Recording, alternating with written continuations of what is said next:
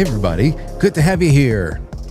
It's a new week. It's the 13th of October, 2025. We are right smack dab in the middle of the month. Just about a shade to the early half of the month, but we are just around midway. So welcome to the show. It's really a special one for a couple of reasons. I'll make a couple of announcements, but it's going to be great because we have two good friends of the show coming on tonight. We've got Robin McCutcheon showing up in the first half to talk shop, and then in the second half, after a little bit of some random stuff, I want to talk about the news that has come out about Jim Caviezel not reprising his role as Jesus Christ for the Passion sequel. Got a little bit of news on that you might call an exclusive. I don't have very many strings to pull, but I have a little bit of information on this. So things like that we got going on. And then Tony Arterburn will be on with us to close out the show, mainly because I like talking to Robin every 3 to 4 months or something. And especially this time of year, we start doing years in review. Now there's no job numbers because the government is shut down. I don't know how much that really, that affects anything. But anyway, we can talk about a few other things. And then, but the thing that's going to tie both Robin and Tony together tonight is the fact that gold and silver are we're talking about $4,100 an ounce, one place, and then on the silver end of things, 52 cents an ounce, $52 an ounce, which is pretty big in both respects. So I just want to see what they think. It's all bringing us toward. Robin has shared a bit of her theories in the past, and I'm always interested in it. I'm always very interested in it. But that's another story. I have a couple of quick things to say. Right now. First of all, like I said, brand new week. We've got this going on. Saturday night show with Sherry and Dave was absolutely fantastic. I love it. And because there was no real copyright issues with it, we didn't need too much. We did spooky stories. We had a great number of calls that came in and just wonderful banter all around. That'll be live on this Friday night, the 17th, from 7 to 9. About 7 to 9. It's almost about a 2-hour show. So we'll be able to premiere that on YouTube and Rumble and Twitter this Friday when I have off. You see how this all works? I'm hoping that this is good going forward. Anyway, that's going on there. You can go check that out if you'd like in the meantime, or you can just wait and just watch what you missed. And then I would say show up for the Saturday night shows. They'll be coming back on. I have them on all this month just because I know they really appreciate Halloween and spooky season. So on Saturday the 25th, they'll be back on, and that's a 9 o'clock show as well for that Saturday night. And I hope that you're there because it's really cool, and it's a lot more intimate, even though it gets rebroadcasted to larger audiences afterwards. Be a part of the taping; it's a lot of fun. Anyway, so there is that. Great guest coming on this week, but we'll talk about that some other time. Too much to do. Right now, I think we are, at least I haven't been able to check. We are live on Twitch. There's a lot of people. Well, there's at least a couple of people on Twitch right now who are very happy. We are live on Twitch. It dawned on me as I was streaming a little bit of Star Wars Battlefront yesterday while dinner was being prepared. I said, I just went through all of this trouble getting my copyright situation worked out with the music on this show. Why not give Twitch another shot? Because that's the reason why we thought that the whole thing was going to get shut down. There was constantly, the whole episodes were being muted because of copyrighted music that was being discovered. Well, there's no more of that stuff. And there's that.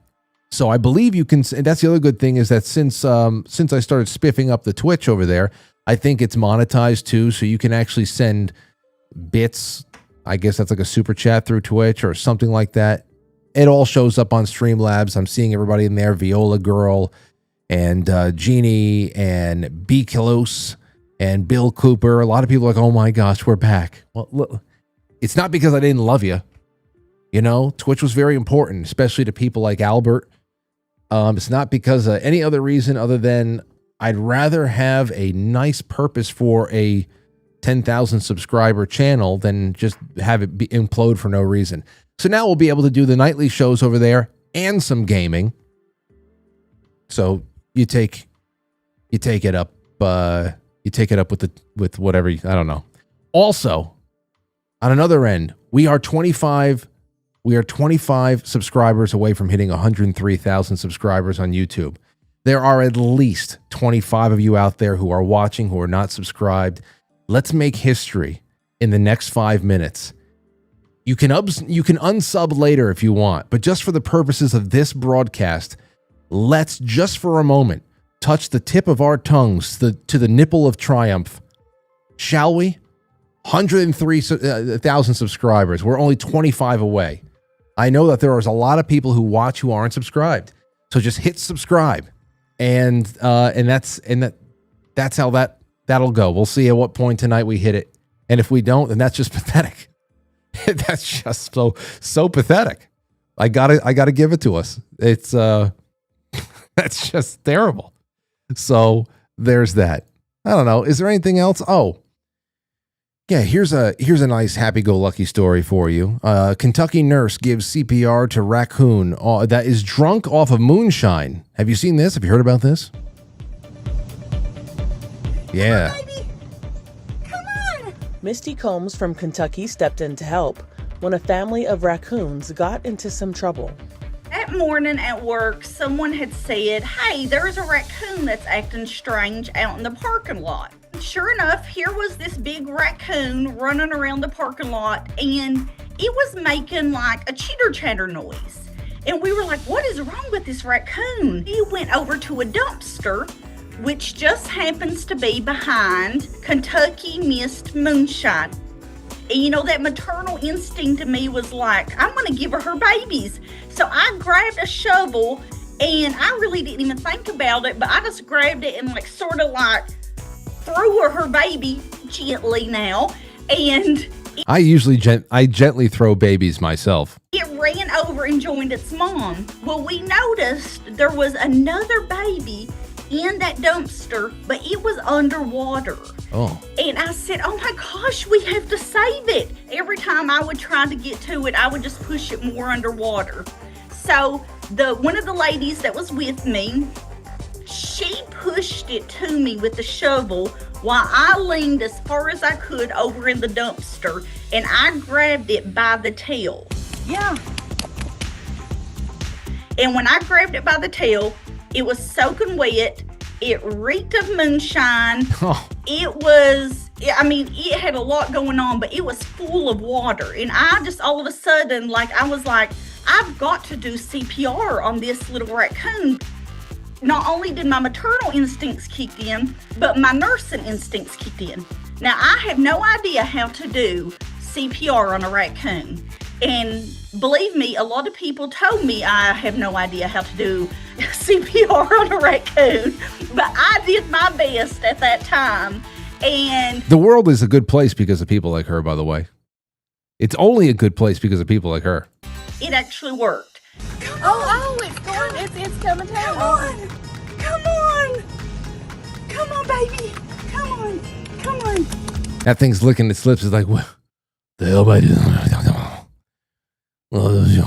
What's going on? I would try to do the compressions, and every compression I did, water would come out of that raccoon. Oh. You can see I'm keeping my distance because I was afraid this raccoon would come back to life and attack me. You know, rabies is real, and that is something that we deal with every day. You know, I would say that it's one of those things where if you know that this thing was submerged into moonshine, I guess is what. How do you know it was moonshine, by the way? Oh, you already said it.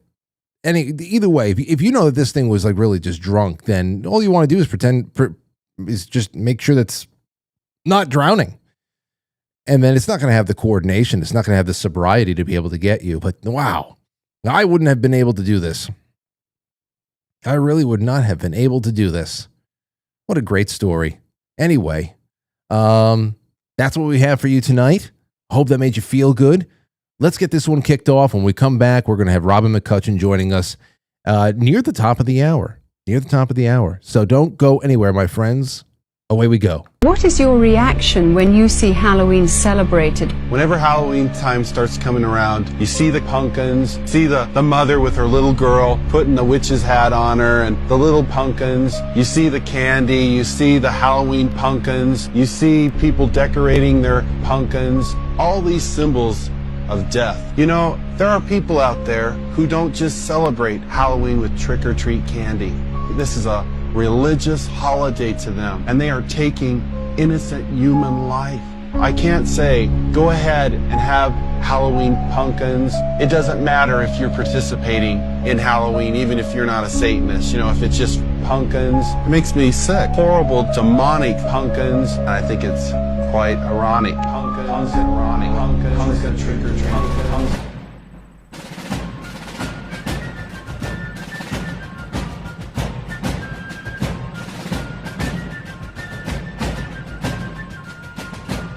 You let one ant stand up to us, then they all might stand up. Those puny little ants outnumber us 100 to 1. And if they ever figure that out, there goes our way of life. It's not about food. It's about keeping those ants in line.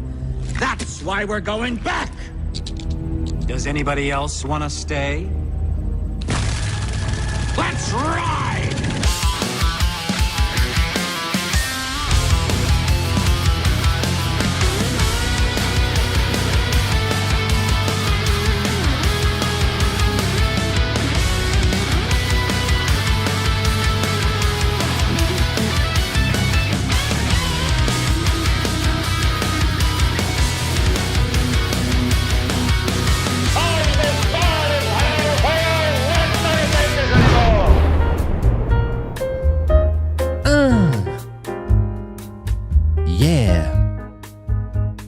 It's a good night.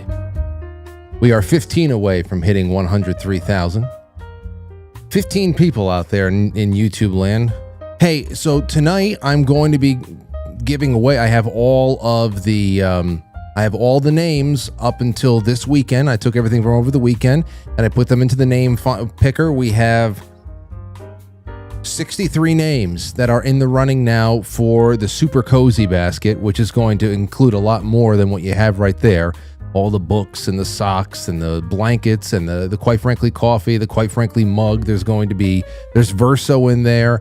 There's going to be Keto Brainz samples, a Keto Brainz mug. There's the wild protein chips in the back. It's a really great thing here. But there's something else that I'm going to add in there. The wonderful people over at Flip City Magazine, they were going to send over a couple of old and pristine condition classic Flip City magazines from, I think it's March, April 2022. It's the Quite Frankly edition. I've got 3 of these. I've got 3 of these now that I can't wait to give away. I'm going to put this into the cozy basket as well. It's the first time ever that we were included in on a print publication of any kind. So this is a classic edition of Flip City Magazine. You could subscribe to them on the affiliates page as well. It's a wonderful holiday gift, but I'm going to put this into the cozy basket as well. So you're going to get this.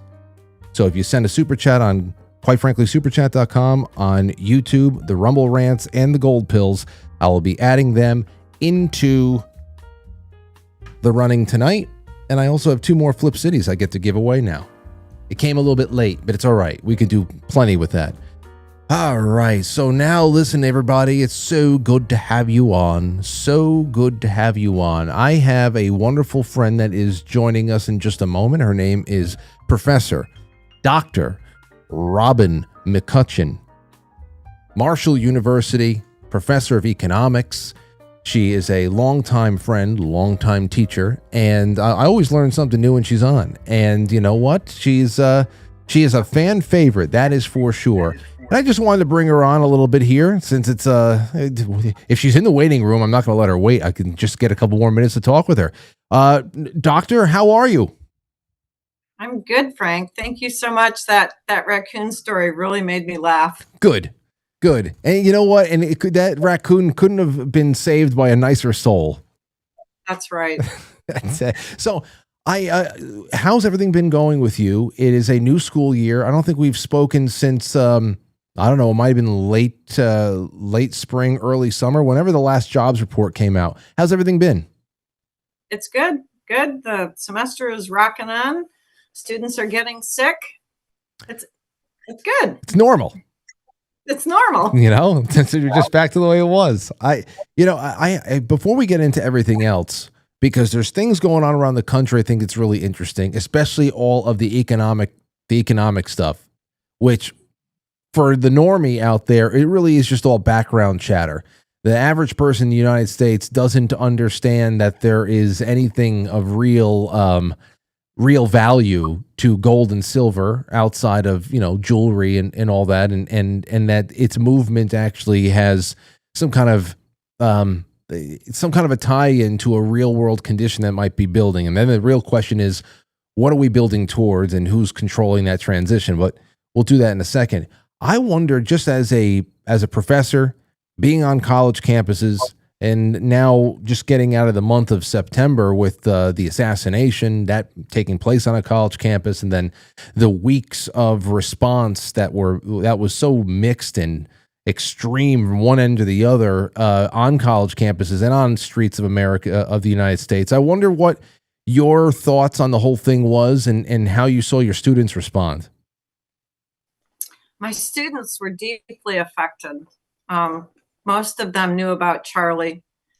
Some of them have wanted to become involved in the TPUSA chapter that we have at Marshall University. And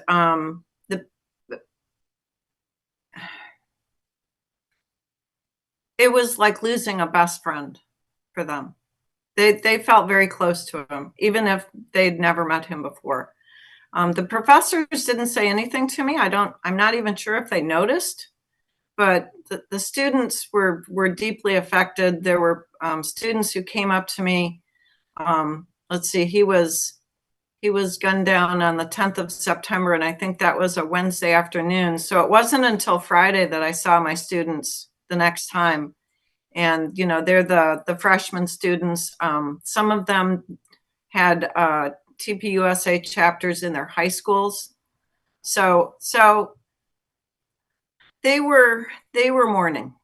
And, I've watched dire situations before and felt like I'd lost a best friend too. So that's kind of what went on, at least in my classes. I don't know about anybody else's class, but they were deeply affected.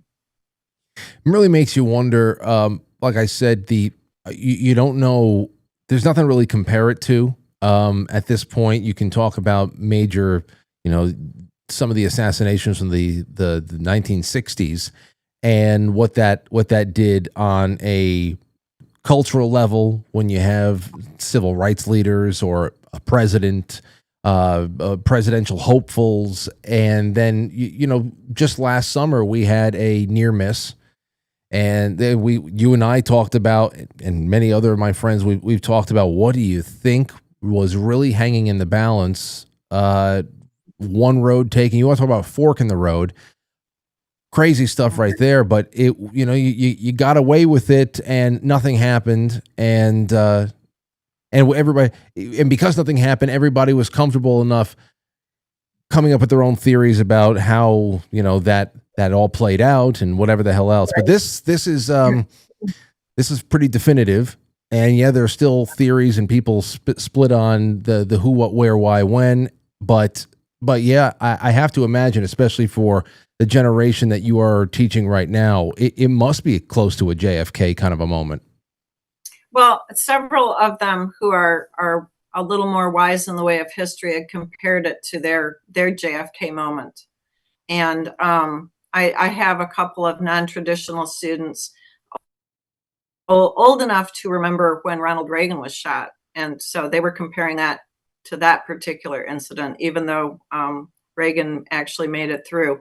But when President Trump was shot at a year ago, yeah, that was definitely a fork in the road, in my opinion.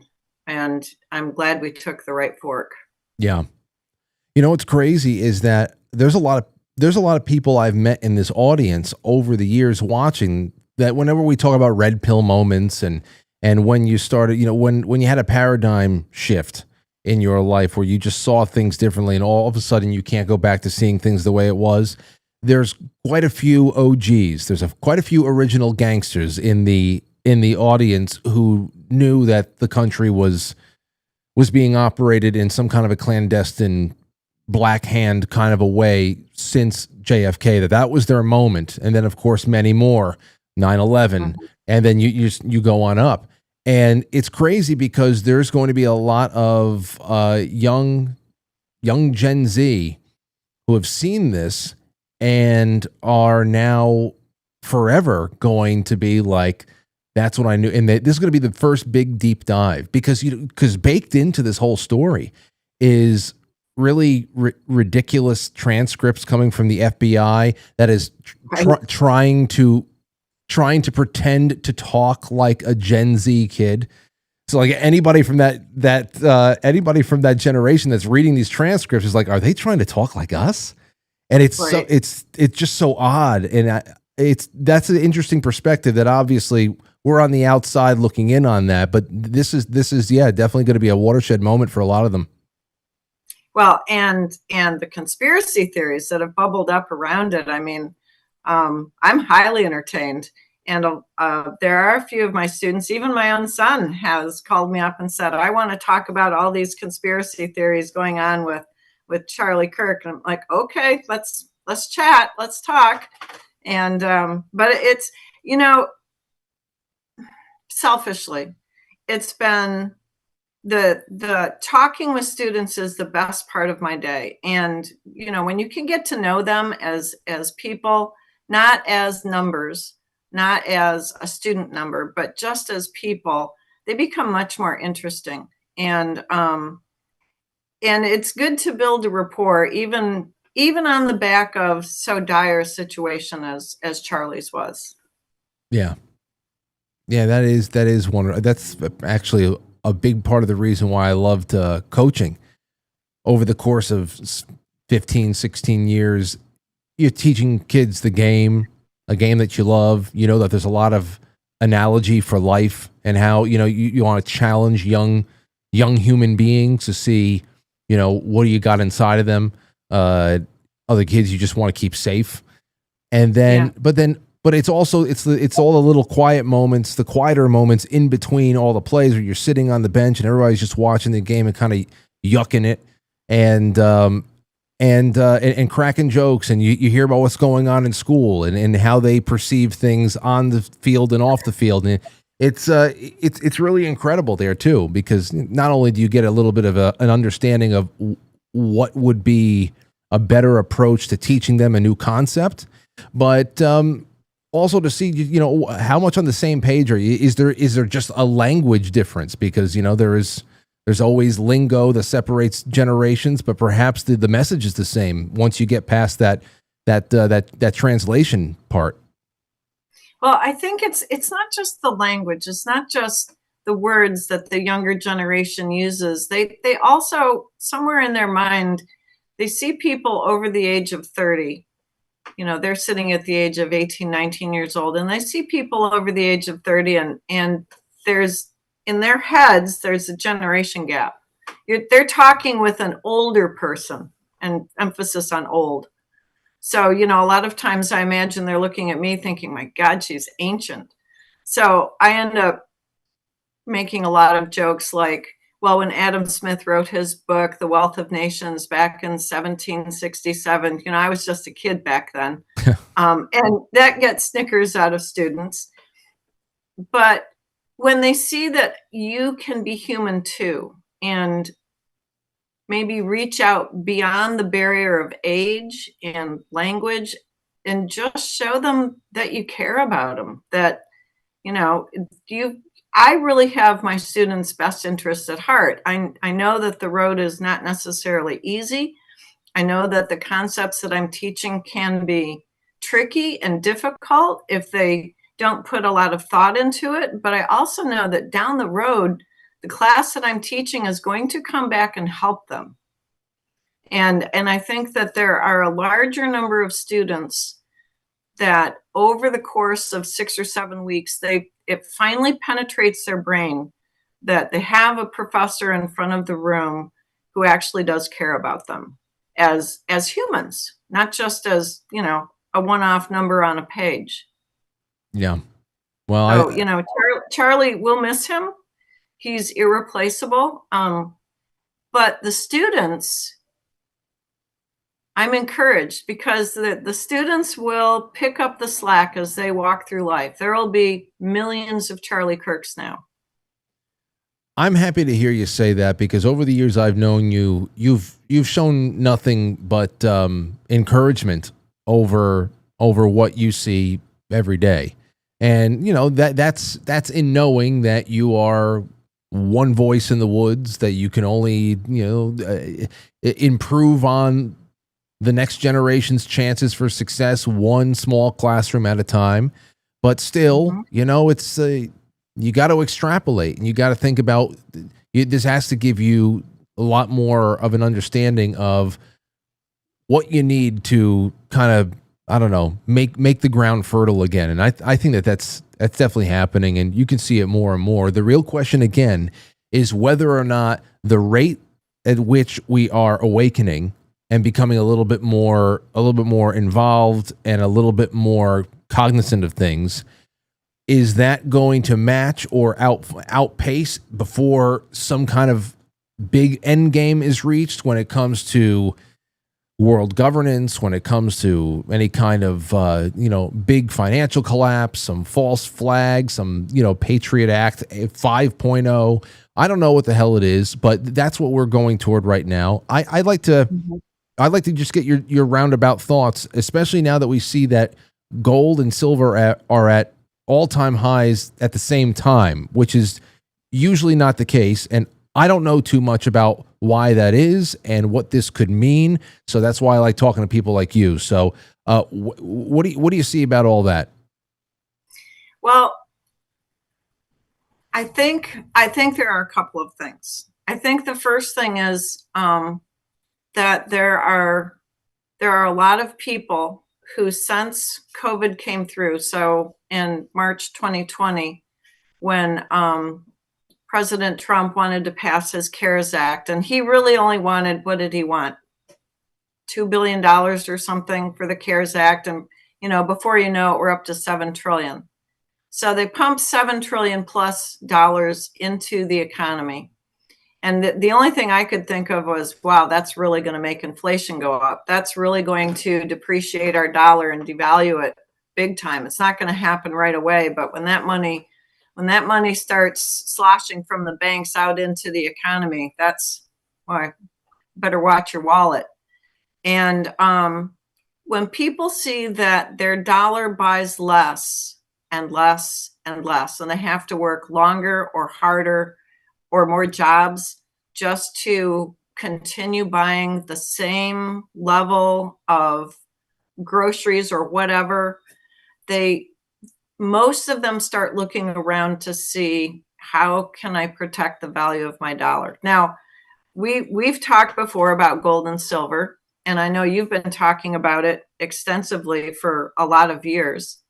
And I think what we're seeing out in the gold and silver markets is that the common man, common woman off the street is now turning their attention to the gold and silver markets, and they're realizing for the first time that maybe these high prices are signaling that their dollar is becoming worth less. Not worthless, not yet, but we're getting there. And so that's the first thing. People, and it trickles down from the people who are very wealthy and the big banks and the big corporations. And then finally it gets down to the lower level of the common man and common woman.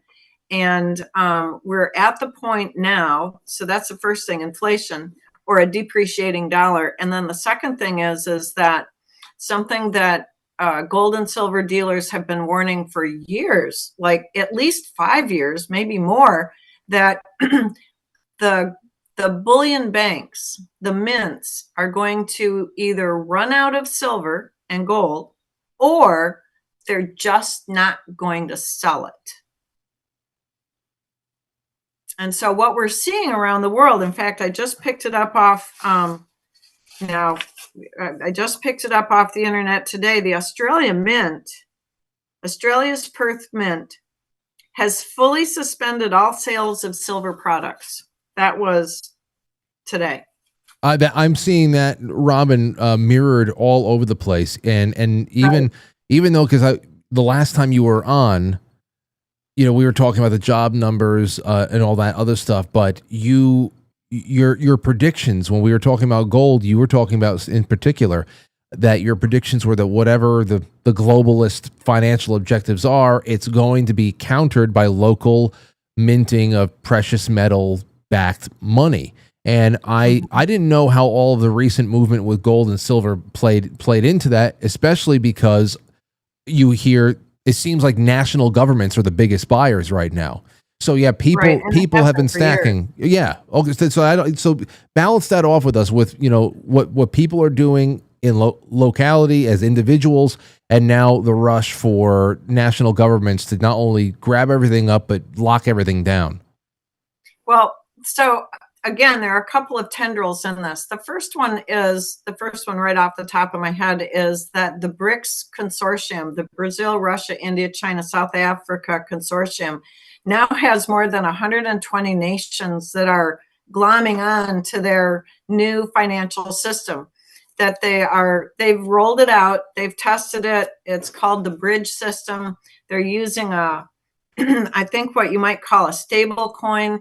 Every country that trades with each other backs their stable coin by 30% gold and 20% some other asset, whatever. And so this I don't want to call it a crypto, but that's what it is. This digital coin is fully backed by assets from both countries. And so they're trading using this between countries. So when you have 80% of the world's population that belong in these countries that are part of the BRICS consortium, you have a tremendous amount of action going on inside of the gold and silver markets from these countries' central banks that are buying gold and silver by the ton. And this is beyond what they're finding in their own ground. I mean, I think China just came out and said yesterday, or maybe it was Saturday, that they found another $83 billion worth of gold somewhere in their country. And that's on top of tons and tons of other gold that they found as well. So, I mean, and it's not just China. Every country is buying gold. And here's the second reason. Because the Basel III requirements have rolled through the world. In fact, I think they hit July 13th this year. Yeah, I think they hit July 13th. And the Basel III requirements relist gold as a tier 1 asset. And when you combine that with the ISO 20022 requirements for banks are now required to hold gold in their vaults to back their liabilities. I think JP Morgan just came out not too long ago and said, well, yeah, we really think that we should hold 20% gold in our banks. Well, that's a new one. And so you've got a combination of things going on in the world. You've got banking regulations that are swirling around the globe saying your central banks should have more gold. So those countries are going out and buying gold and silver. Then you've got the ISO 20022 requirements that banks have to hold gold. So they're going out and buying gold and silver. And all of a sudden, people are realizing that the US dollar, so this is like the third thing, people are realizing that the US dollar is really not worth much. And over the last 6 or 8 months, people who are holding US debt are returning it to the U.S. Treasury that is required to buy it. So the U.S. Treasury hands them cash, Federal Reserve notes, and they take in all these bonds that people don't want. And so can you imagine? The bonds are coming in, but the cash is now going out and circulating. So what are they doing with this now almost worthless cash? They're buying gold and silver. And so 200 days ago, if you go back and look at the price of gold, it was half what it is right now. 200 days took it to double in price. Now, I just read, where did I watch? It was Brick's Guru Watch, I think it was. Don't quote me on the webpage, but there's somebody out there saying, well, the price of gold is going to go to $10,000 before 2026. We don't have that much time before 2026. We got what, maybe 100 days or less? Yeah, maybe less. 78 days. And so if the price of gold can double in 200 days, what will it do at 100 days when it's put on super buy? Yeah. I mean, if it doubles from here, it's $8,200 an ounce. I've seen some people being a little more conservative with that. Like I just flashed up on the screen. I think it's a CNBC or something like that. And there was a quote inside of there where this guy, Philip Strebel, he's a chief market strategist at Blue Line Futures. They're trying to be conservative with it and saying that gold could easily continue on this path, and we can see things, prices that are north of 5,000 by the end of 2026. But I don't see how you can give this momentum an entire year and it only go up $900. Yeah, well, if you go over to barchart.com/future/metals, that will take you to the page where gold and silver are listed with all the futures contracts, and just go ahead and click on gold. And then scroll down to the bottom of that screen and notice that in the farthest out month, which I think is June 2030, the futures contract for gold is almost $5,000. Now, that's only $900 from where we're sitting right now. $900 at $130 a day, that's not going to take us till 2030 to get. No. And so part of, I mean, that guy's, I don't know if he's being conservative or just stupid, but the price of gold is never going to go back down to $35 an ounce. The reason the price of gold is going up so much is because our dollar devalued by 50% in 200 days. That's why the price of gold went up. That's why the price of silver, back in, let's see, what was the price of silver at the beginning of the year? Something like, I don't know, 25, 26 bucks? It was definitely in the 20s because it was in the 20s, but it wasn't high 20s. No. And now it's twice that. So, I mean, if you're looking at, okay, I've only got $1,000, I don't have enough to buy a quarter ounce of gold, maybe I'll just go ahead and buy some silver. And that's what people are coming to. Just normal, regular, everyday people off the street. That's where all my COVID stimulus went. Whenever a $500 check showed up, I got rolls of junk dimes. Mercury head dimes just got junk silver. Every time that they sent me bullshit, I turned it into something physical for what little I can do as an everyday person. Right. But all of that COVID money, that you got is now worth double or triple what you spent on the junk silver or whatever it was you spent on it. And so the warning signs, the people who deal in gold and silver every single day, they have been telling us for years, this is coming. Silver is a much more valuable metal because it's used in manufacturing and production of defense weapons. And not just that, but it's in our TVs, it's in our cell phones. It's used far more extensively than gold is.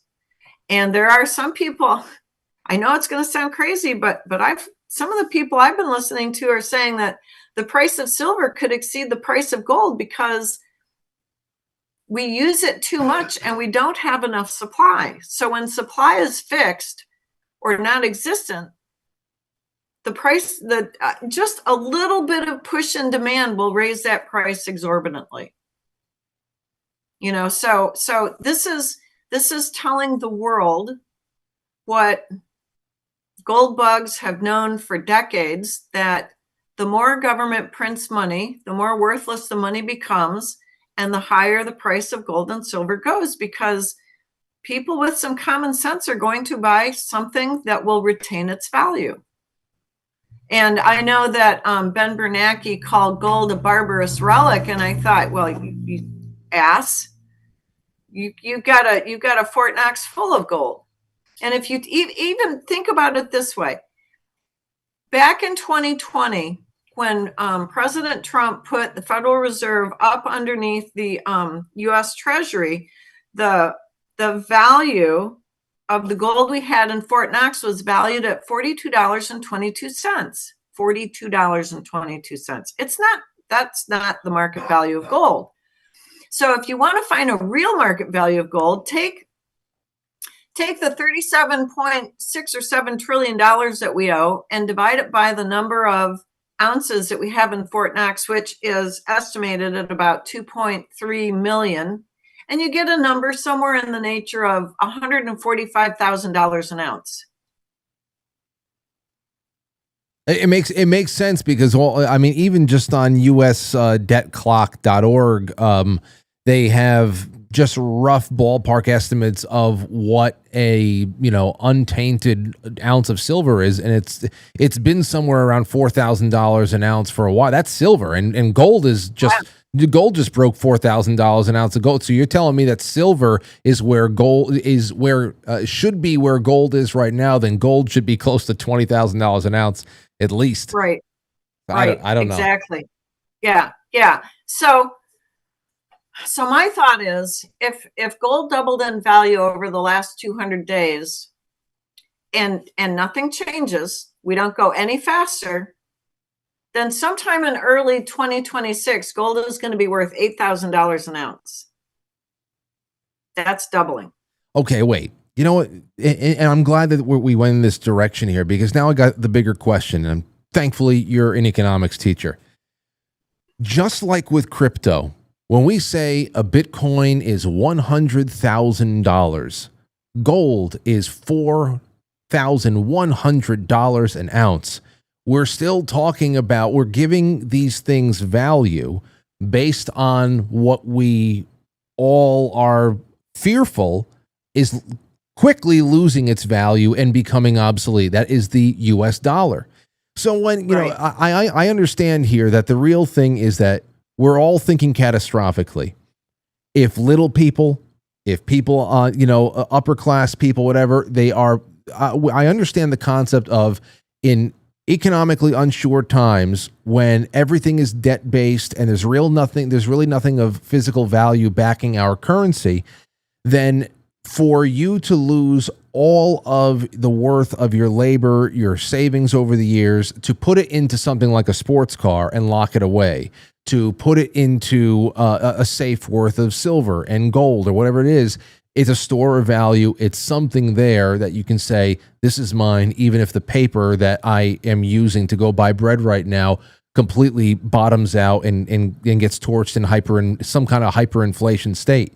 But what do you have to do after that? Let's say the big catastrophe happens and everybody's dollar really is worthless. Right. Now you have a safe full of very heavy metals. And I guess what are you doing? You're just waiting around for there to be a day when you can buy into a new currency that you trust.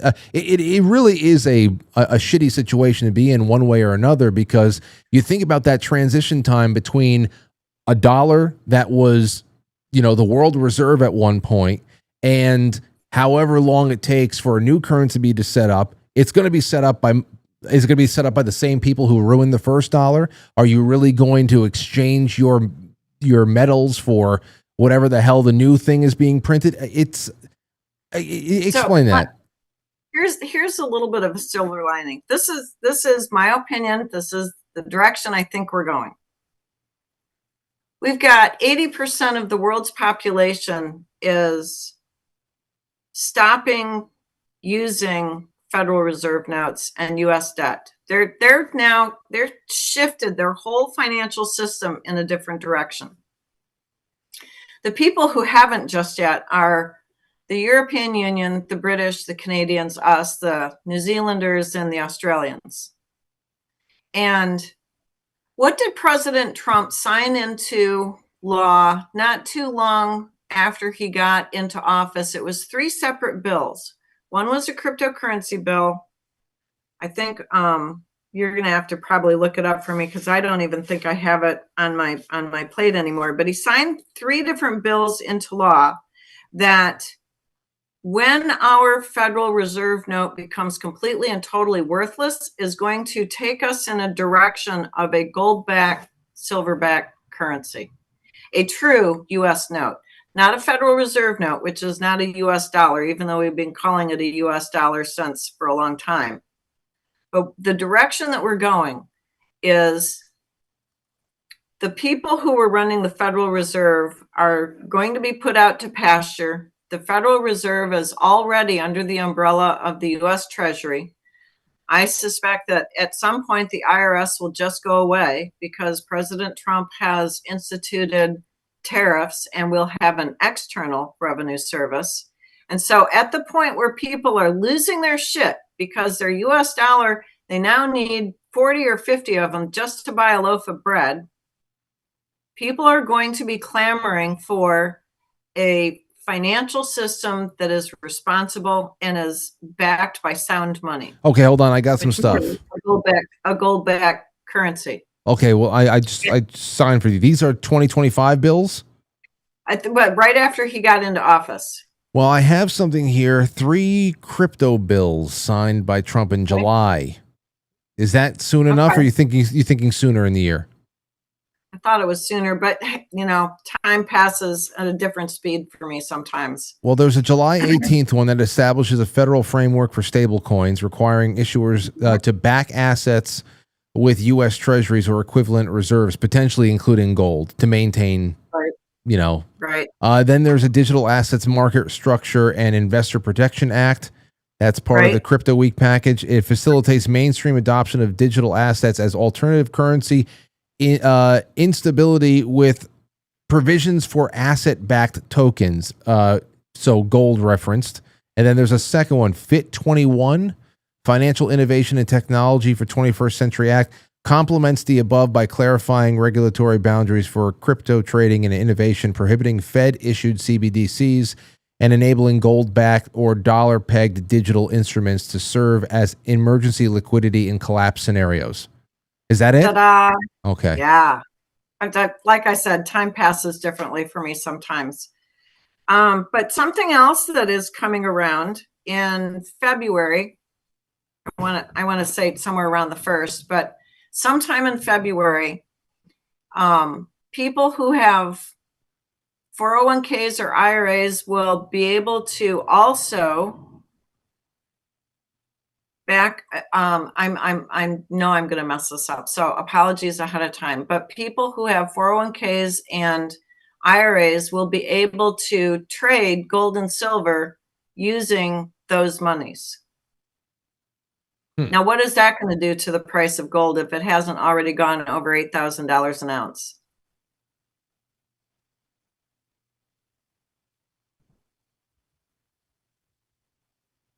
Pretty obvious. Yeah. So, I mean, President Trump is taking us in a direction where at some point, and I don't know when, I never know the when, but at some point, he's going to eliminate the Federal Reserve note. The Federal Reserve will be no more. The people who fucked us over are not going to be allowed anywhere near a banking system. The U.S. Treasury is going to take it over completely, and we are going to have gold and silver-backed sound money for the first time since December 22nd, 1913. You believe you believe that we're going to be looking at that reality come to fruition by the end of 2027? Well, it's got to be before he gets out of office, right? You'd have to imagine. Right. Well, and imagine this. The rest of the world is doing their own currency reset. And we are watching gold and silver ramp up the ladder, getting more and more pricey, meaning our dollar is becoming more and more worthless, which means at some point the entire globe is going to undergo a global currency reset where all fiat currencies are abolished and replaced with gold-backed, silver-backed currencies. I mean, look, Russia did it way back in February 2022. Way back in February 2022, Russia backed their ruble with gold. They said 5,000 rubles is a gram of gold. And now their currency is one of the strongest on earth. I wish I had bought it at 0.0001, because now it's only 0.01. Oh, I know. Talk about FOMO. It's just all, it's crazy. Well, it's still only 0.01. I mean, I could probably sink $1,000 into buying some rubles. But they're not the only one. China's backing their currency with gold. Everyone that's in the BRICS system is backing their currency with some sort of hard asset, some sort of asset that people are going to use. So we are plotting, and I think the U.S. is going to be the last one to do it because we're the biggest market, right? We don't want to screw things up by jumping in the pool first. But we will wade into it, and I don't think it's going to take that long, because when gold hits $10,000 an ounce, somewhere around Easter next year, at this rate, it could go even faster. It just depends on how panicky people get. But right now, all the warning lights are flashing, and people know this. I mean, my God in heaven. Just to give you an idea, physical silver is in shortage at the London LBMA. Shortage. Their lease rates have exploded to 39%. So the red light's flashing all over the place. And if banks can't find the metal, they'll be forced to buy back their futures or deliver the actual silver. Well, they don't have the silver to do that. The LBMA has been buying silver left and right, which is also pushing the price up. So over in India, silver ETFs people are being refused to be sold silver ETFs. The imports are being restricted until March 2026. That's 5.5 months, 2, 3, 4.5 months. So, I mean, it's not every country in the world is going to walk through this currency reset. They are going to rid themselves of this fake fiat currency that our dear Rothschilds and Rockefellers forced upon us starting in the early 1900s. And we're just walking away from that shitty type of currency. It's not going to take too much longer to get there. There's a lot of people out there who would welcome this. And of course, I guess the biggest question is, how much of a haircut is everybody going to have to take? Because the numbers and the values that we're dealing with right now are they're empty calories. So you know that there's going to have to be a leaning out, so we get an understanding of what the lean tissue really looks like and what the issue is and what the reality is. So we'll see, because we're talking about a pretty quick turnaround, and thankfully you'll be around, and God willing, we'll all be hanging out together every couple of months and taking the pulse of this one. But before you go, I have a much broader question to ask you, because it has to do with the materials that you use to deliver your lessons in your classroom that we've been talking to you about for years. Your first time you came on, we talked about, Atlas Shrugged and all the other stories that you use to really, bring your lessons to your students. But I also have an example of just a really stupid, just stupid, if you want to even call retarded person, that is just a product of not only just bad schooling, but obviously they're carrying water. They're just dumb. And that is millionaire Mark Ruffalo, who was on a podcast, I guess, with Rainn Wilson recently. And he was talking about how we need to reimagine what America is and to shift away from capitalism. And we have more than enough to do it. And I just want to play as much of this 1 minute long clip that we can suffer through together, and then I'll have like a bigger question for you. Take a listen to this. What do we do to make life better for everybody? We certainly have enough. I mean, we just created the most number of billionaires in the history of the world. We have enough. We could do this, but it's going to take some reimagining of what America is, what our economic system is. What's clear is it's not working and it's not sustainable. Actually, when our founding fathers set this up, they had the national motto of E pluribus unum, out of many one. Yes. And we've never achieved that. No. There's a long time we didn't even vaguely even strive for that. But we can still strive. The vision of America, the promise of America, we still have that. We have that promise. Okay, I can't take it anymore. These are the people who think that. These are the people who. My God in heaven. These are the same people who think that the Emma Lazarus poem on the Statue of Liberty is like legislation or something.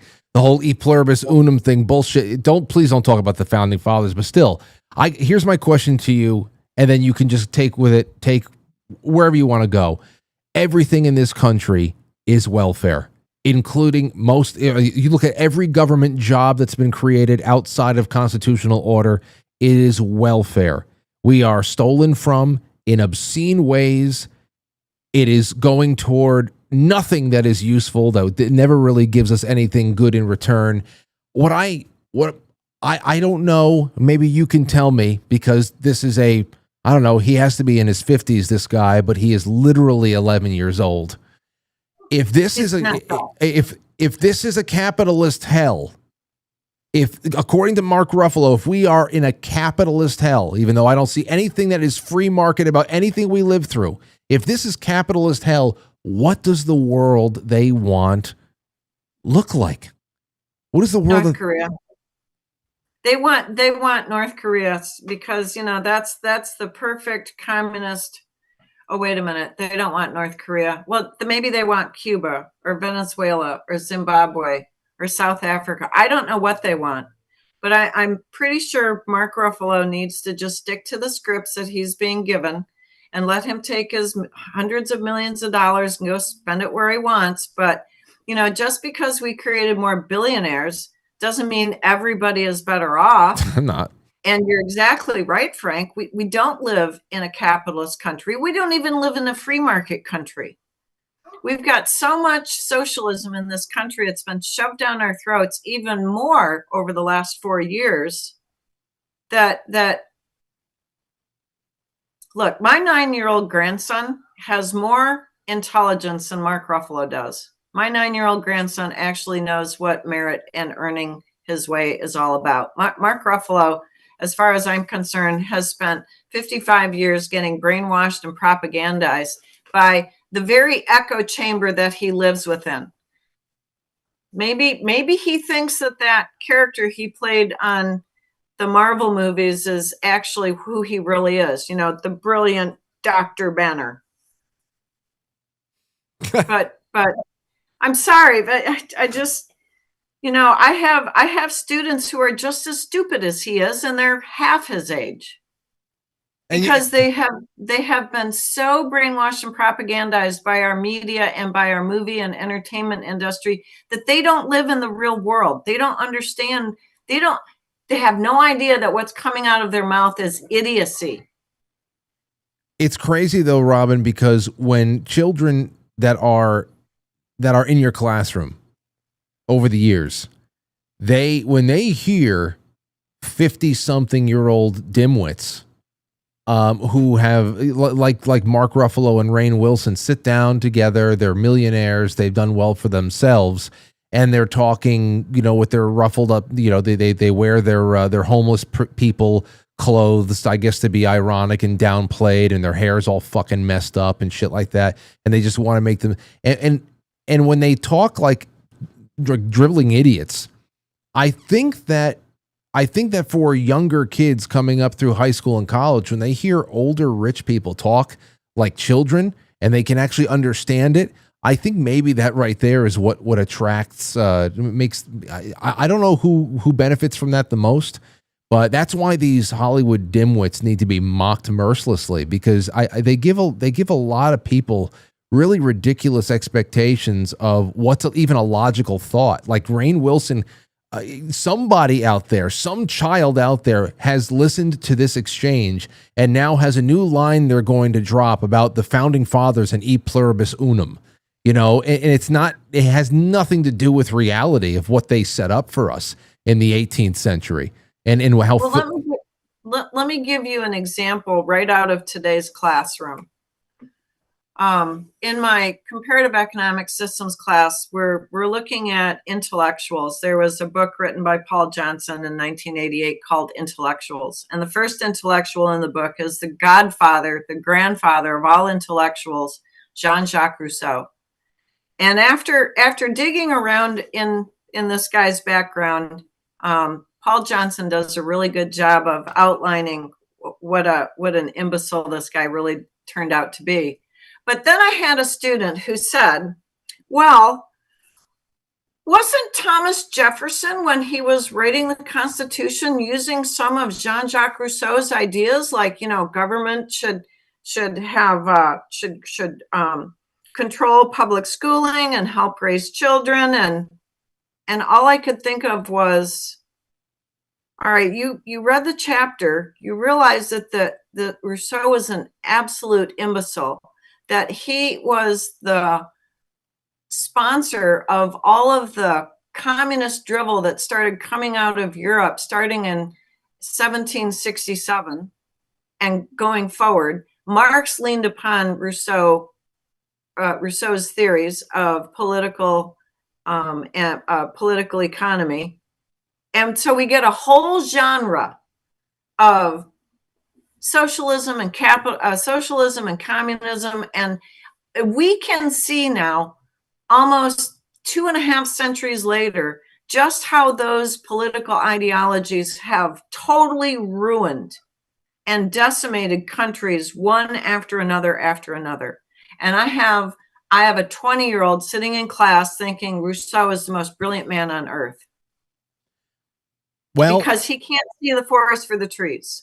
And there's the other thing there too, like to bring up Thomas Jefferson in that respect. And I remember reading a letter. I was actually listening to Thomas Woods years ago about Thomas Jefferson and some of his more liberal, modern day liberal leanings. But what somebody nowadays in your classroom who would say something like that and bring up Thomas Jefferson in that way when they say that he was for public schooling and all that stuff is that once again they're not able to really filter it through the context of federalism. It is right. It is constitutional, okay, and as Jefferson was mostly always trying to do, was his country was Virginia. His countrymen were right. Virginians.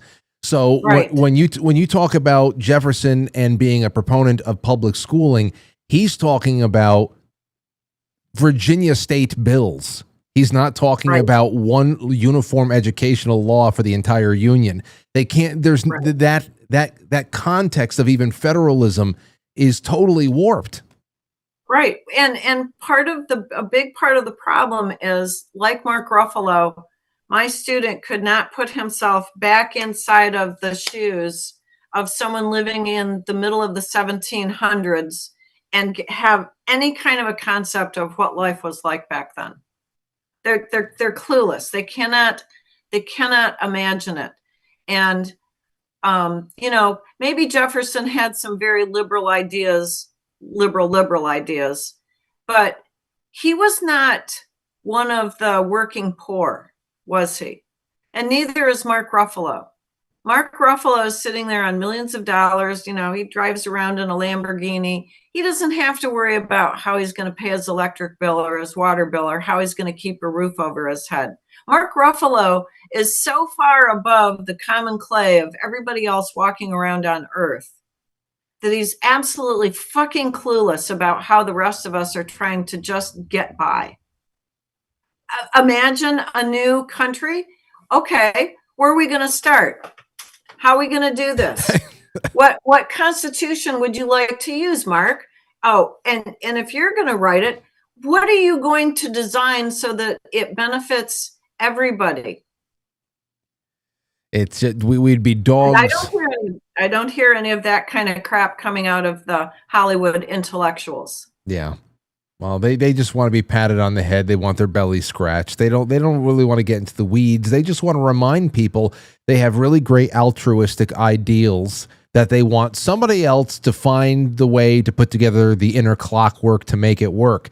But of course, because they never get past the brain dead, bubblegum and rainbows kind of ideal part, they never get past that phase. They don't understand that so many millions, tens of millions, hundreds of millions of people have already died through the attempt to implement these ideals, and that it usually the worst people on earth are the only ones who are willing to implement them, because the kind of force you need on an economic level, on a physical level, the monopoly on force, the authoritarianism that you need to establish to make this equitable world mandated is horrific. But they're stupid. They're dumb. And I needed to leave that with you, and I'm glad we got it out. Thanks. Now I need a margarita. that or brandy balls, because they have to go into the refrigerator soon, right? Well, try it this year with cognac. Cognac. Okay. You got it. Yeah. Everybody. Yeah. So I'll republish the brandy balls, the recipe, but just swap out cognac for brandy or rum. I have decided that brandy is far too, it's far too pedestrian. That really, to spice it all up, you must use cognac. You know what, pedestrian? You know what's great, because we talked about value of gold and silver, versus the thousands of years that they've been used in one way or another, from financial to ritual reasons. And then we have all these other things that are really just worthless that we've given so much value to. Cognac is one of those unique situations where you have it has become something that is very bougie and very high class, because I believe that the origin story of cognac is that it was a pedestrian, cheaper drink that people were able to buy at first, because it was made from the discards of all of the grape skins and things like that. And I think that it had pedestrian starting, but now it's so waste not, want not, Frank. Now look at it; it's gold. Well, listen, in the middle, after World War II is over, when Germany was struggling to survive, they had a barter economy, and they used cigarettes for small purchases. They used cognac for large purchases, because people were still making booze. There you go. See? Yep. So swap out the brandy, put it in the cognac. Let me know what you think. I think it's good, but hey, I'm running for a margarita after all that. I gotta wash Mark Ruffalo out of my brain. Go do it. Thank you for everything, Robin. We'll talk. Hopefully, we talk before New Year's Eve. I would really appreciate that. But all the best to you and Tim, and thank you so much for the time. Thank you so much, Frank. You have a great evening. You too. Take care. There is Professor Robin McCutcheon. And that was great. Let me see. Cognac, a type of brandy. Robin, hear that? A type of brandy originates from the Cognac region in southwestern France, specifically around the towns of Cognac, Jarnac, and a couple of, forget about it. I'm not going to read those. Its history traces back to the 16th century, when Dutch merchants, seeking to preserve wines for long sea voyages, began distilling them into brandy wine. Burnt wine. The chalky soils and maritime climate of the region, combined with the local Ugni Blanc grape, provided ideal for producing high acidity wines suitable for distillation. By the 17th century, double distillation in copper pots stills became standard, refining the spirit into what we now recognize as cognac. Aging in oak barrels from nearby Limousin or Troncal forests further develop its complex flavors with notes of fruit, spice, and vanilla.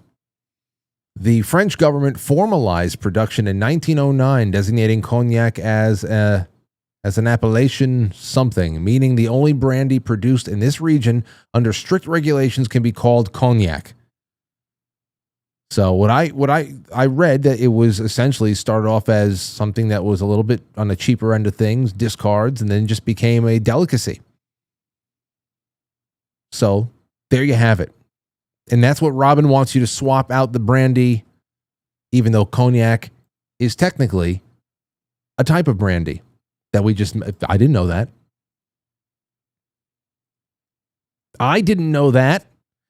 All right, 8:11. I'm going to take a really quick break. Actually, I'm not going to take a quick break because we don't have that much time. And Tony Arterburn is going to be on with us in about 19 minutes. So what I'm going to say is this. I'm going to say thank you so much for everything. And if you want to see this show continue to grow into 2026, then I invite you all, if you love the show and if you can't do without it, then find a way to do without $5 a month and become a sponsor. Especially right now, I would say I'm trying to drive everybody I can to the subscribe. I don't care where you sign up, but if you're looking for a place, I would say go to the Subscribe Star, because it's on the Subscribe Star that I am trying to get this number right here, 60%. We are just under 40% away to our 2026 goal. And it's really a 2025 production goal. And that is really for us to double video production and social media operation established this past July. It is already done so much for us on Instagram. It has gotten us as close as the reason why we are less than, where the hell is it? The reason why we are only 8 subscribers away on YouTube from 103,000 after a year of being stuck in the mud is because we finally have gotten on our medium length and short video game. And that is because we brought on people who know what they're doing. And I need to double that, because what we've seen so far, I want to drop lighter fluid onto the fire. This is the way that we're going to be able to help ourselves, ladies and gentlemen. And that's my goal for right now. Now, the bigger goal, once we get to 100% of this, the bigger goal starts coming into frame, and that is, how do we get this show on the road? Travel budgets for guests to come in, for me to do shows on the road, to be able to do jamborees in other states and other regions, and much more. So if you love the show, a little goes a long way. Go to QuiteFrankly.tv/sponsor. All the links are in the description. And yeah, absolutely. That's all I ask.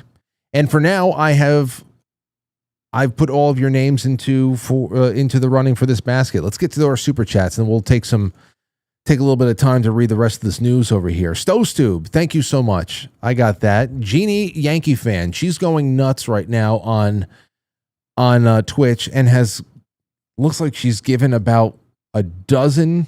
Her and Amethyst Cat have given out like a dozen 1-month subscriptions to the Quite Frankly Twitch.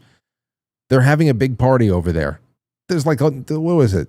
There's like 22 people over there in Twitch who are having a party. I'm sure that'll jump back up, and it's good to be back all over the place. If we could just get Spotify back in working form, then we're going to be really set up for some great stuff in going into 26.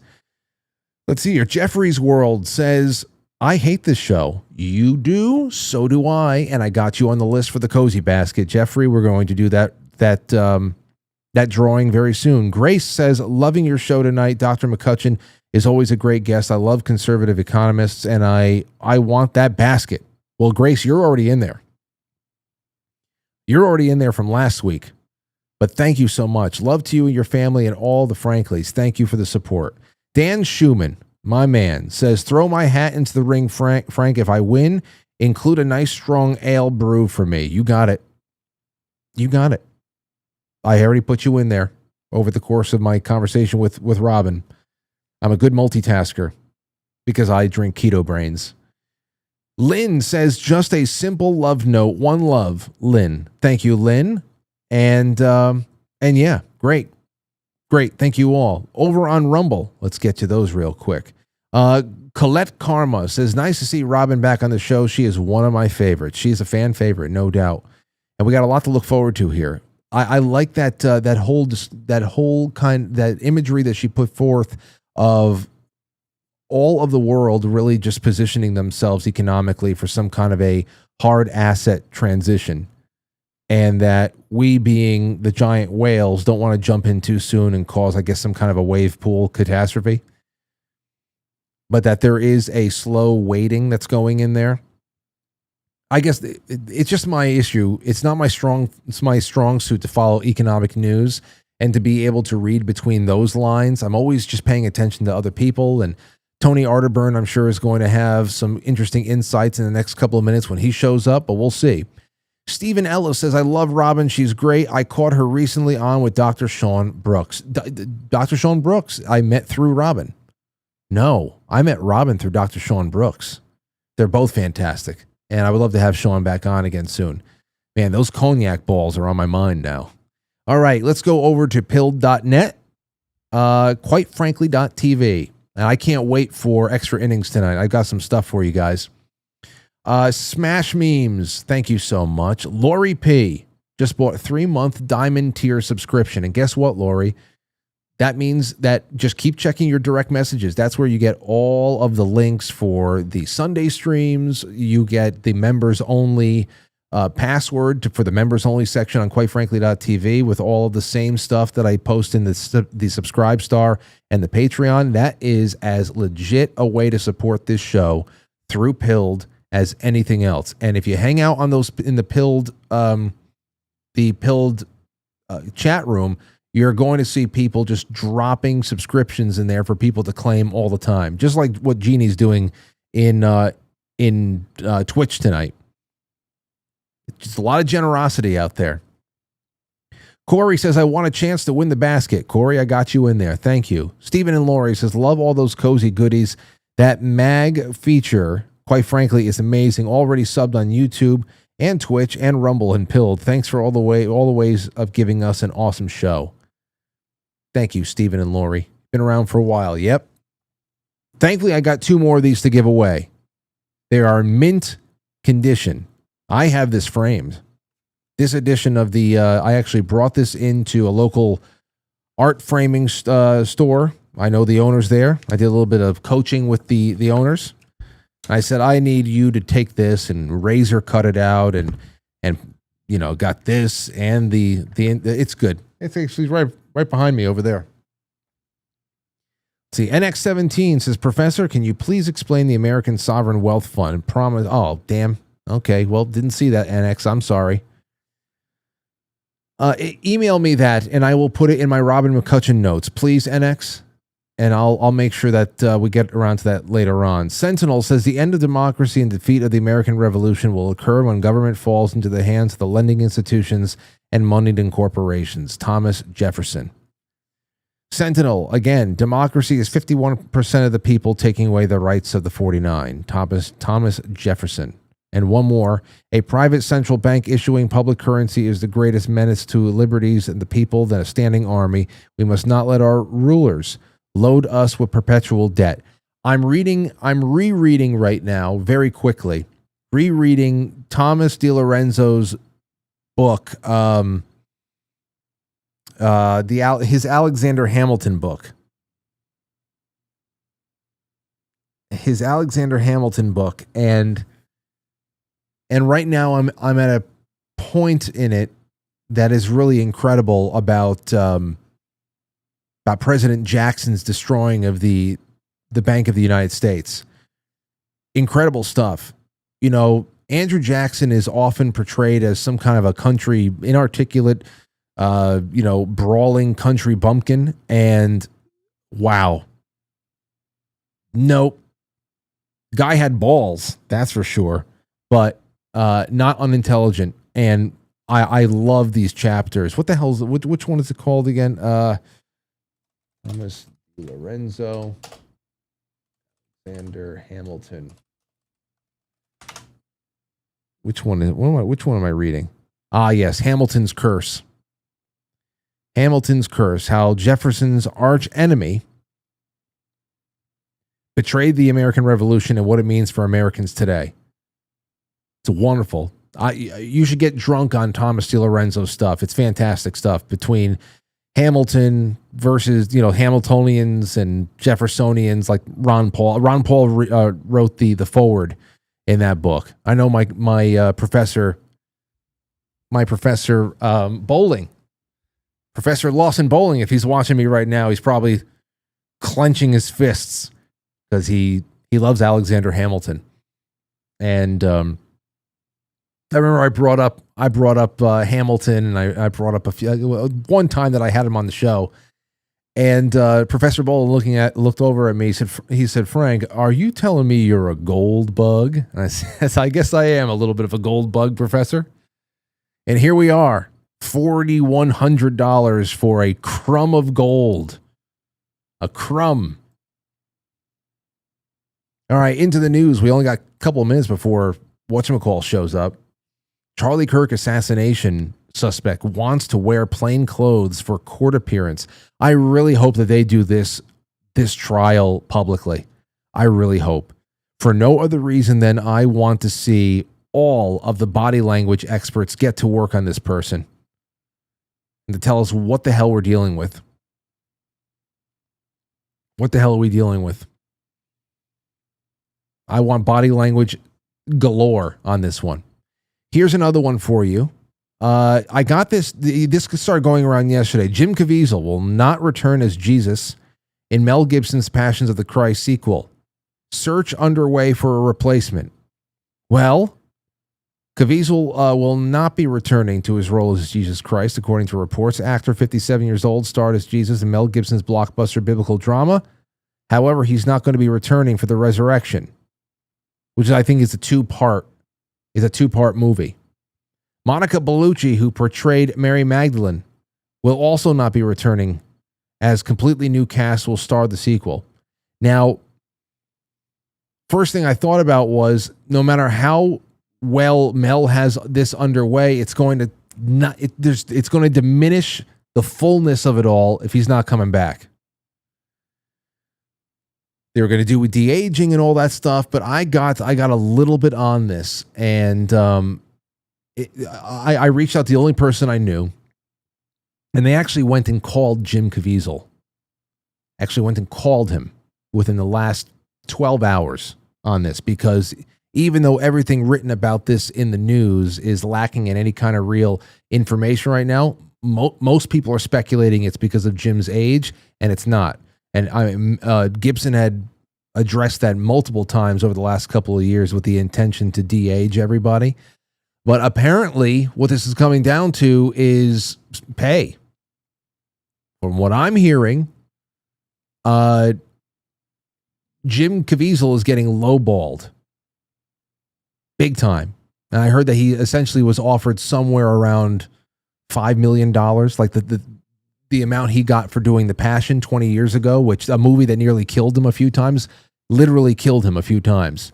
And I'm being told that it's not only does Jim have a few pokers in the fire with other projects, but that one of those projects could potentially be Sounds of Freedom 2, that he has been offered like maybe 4 times what Mel was going to pay for The Passion, and that there was some sort of a really like ultimatum by Mel, and that I don't know. I just think that sucks, especially given how many more eyes are going to be on this film. I mean, the legend that has built up both around Mel and Jim in these last few years in the last 20 years since the Passions release is incredible. Just what they've done out there, the other movies they've gone through, the other, their public tribulations and all that stuff. And of course, just what's happening in the culture right now.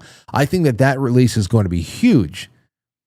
So I don't know. I guess it sounds like Jim washed his hands of this one, but apparently this whole thing about them looking for apparently it's the recasting has already begun, and I think that they found an unknown foreign actor. That's all I've been told is on the radar. An unknown foreign actor is on the radar, and I have to imagine it's just somebody who has comparable bone structure to go through the same kind of transformation that Jim went through for the role. It's a bummer to read the news because I think, like I said, there's going to be a little something missing. At least a little something missing without Caviezel reprising the role. Even Monica Bellucci as Mary Magdalene, but it's 20. Even though she's aging beautifully, she's gorgeous, always has been. But it's supposed to be 3 days, and she's mortal. So it's one of those things where okay, all right. But image and likeness is not it's not like Mel can just use Jim's image and likeness. So I think they're going to have to do this prosthetically, which, there's a lot of prosthetics on Jim's face. So I don't know. Just wanted to put that out there because that was like, oh no.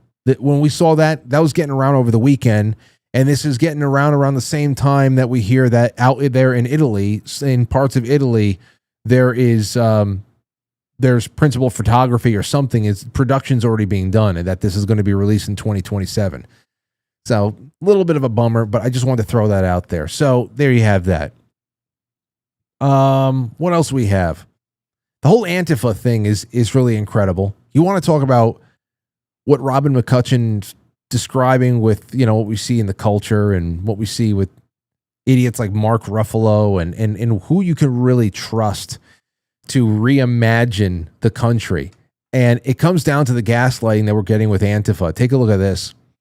Antifa pretends to be peaceful after Trump announces crackdown. This is by way of Zero Hedge. After years of waging subversive war against the Western world, radical leftists think that they can polish their image overnight and pretend as if they were always an amicable movement of civil rights advocates, much like the fiery but mostly peaceful BLM. Here you go. It's very funny that this Evan Loves Wharf. It's very funny that Trump sent troops into Portland because someone showed him footage from 2020 protests and told him it was current day, and now troops are faced with this, and it's a bunch of people dressing as furries and inflatable Halloween costumes and all that stuff, and that is the whole play right now. This is literal gaslighting. That's another word that's getting completely misused these days. It's a very specific kind of deception, gaslighting. Okay. Jimmy Kimmel lies to cover for Antifa. There is no Antifa. This is an entirely imaginary organization. There is not an Antifa. People have been putting together fantastic compilations of media personalities and anchors from all over what's left of the mainstream news, all saying the same things, essentially variations of what Jerry Nadler tried to say to Fleckus on the streets of DC back in like 2020 or whenever the hell it was, whenever Fleckus cornered him out there and asked him about Antifa, and he called it a myth. It was an idea or something like that. So that's what gaslighting is. The things that you're seeing, the things that you have seen, it wasn't that way. You're nuts. They've always been furries. Why are you being weird, bro? They've always been furries. You're just getting trolled. You're taking this way too seriously, bro. That's gaslighting. They're trying to make you feel crazy for what you've seen. And now that all of their faithful foot soldiers who would go and make use of the pallets of bricks that were magically left for them all over the place over the years, they may be swept up in big raids and given lengthy sentences. Sentences that are far more well deserved than anybody that showed up at January 6th. If you ask me. I know nobody did. But here's another one for you. Like, for example, here, Portland leftists are blocking the road while holding a nude die-in.